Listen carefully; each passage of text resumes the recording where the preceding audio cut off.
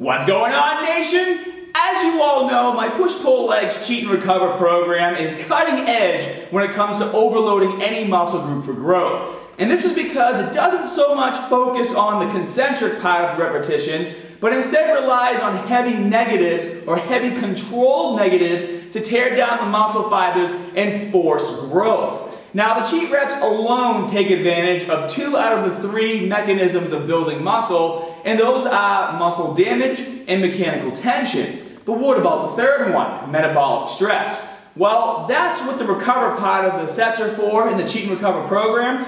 But if you're not quite ready for cheat and recover, and I don't recommend that program unless you've been training for at least 6 to 8 months, we can still train with a technique that utilizes all 3 muscle building mechanisms, and that technique is called giant sets. So what giant sets are is that they're a super high intensity technique of overloading where you perform 4 or more exercises in a row with no rest in between exercises and with varying rep ranges to take advantage of overloading and metabolic stress at the same time. So today I'm going to share with you a full routine of giant sets for biceps. But before we get started, be sure to smash that like button, and if you guys want to see more routines like this for other body parts, show me by getting those likes over 5,000. So to perform this workout, you're going to crush 2 to 3 giant sets of 4 exercises, resting only 1 to 3 minutes between sets, and we're going to utilize the first 2 movements to lift as much weight as possible for 8 repetitions,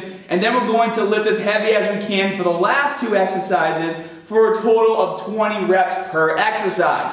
So now let's take a look at proper technique and form and get started. Alright guys, so your first exercise is going to be a standard barbell curl. And when you perform this movement, I want you having a neutral grip, and I want you to make sure you're keeping those elbows in front of your hips during the concentric and eccentric phases of the movement. Also, you have to brace yourself and keep that core nice and tight. We're not overloading with cheat reps here, but we are lifting as heavy as we can for 8 repetitions. So, taking a breath, keep that core tight, and make sure you're not using any momentum. Exercise number 2 is also going to be for 8 repetitions, as heavy as you can, but now we're doing an incline curl. If you've never done an incline curl before, this exercise is very intense, and you're not going to be able to curl the same amount of weight that you do a standard dumbbell curl with. I would drop it like 10 or 15 pounds to start and see where you go from there. Now, when doing an incline curl, the most important thing you have to keep in mind is that you have to lower the weight away from your body,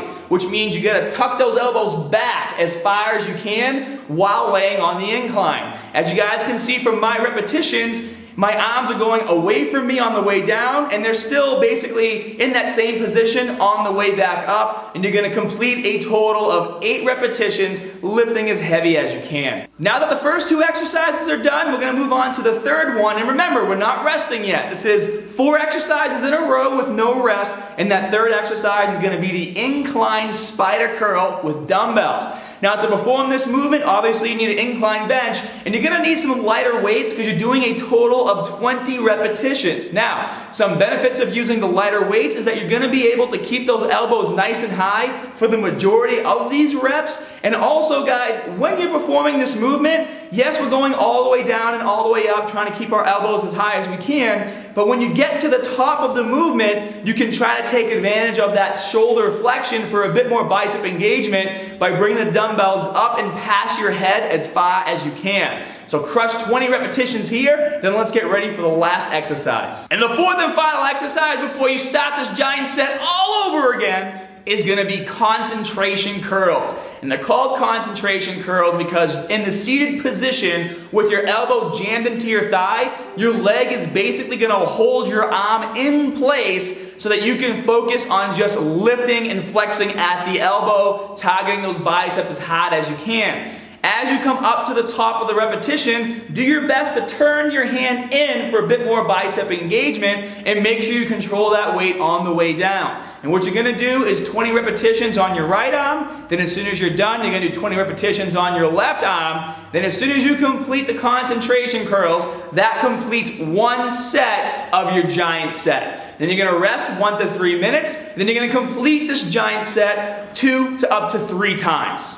So there you have it, that completes your biceps workout, guys. And now you can use this as a standalone biceps workout or combine it with your back workout on back day. And don't worry if it feels like this workout was much quicker than your normal routines. It's supposed to be. If you're reducing total workout time by increasing intensity, it's the perfect equation for building muscle and also busting through a plateau. Be sure to subscribe to my channel, click that notification bell so you don't miss the next video in this series, and if you haven't downloaded my app Muscular Strength yet, what are you waiting for? Get it done and take advantage of all the free tips my app has to offer. And as always, guys, more good stuff coming soon. See ya.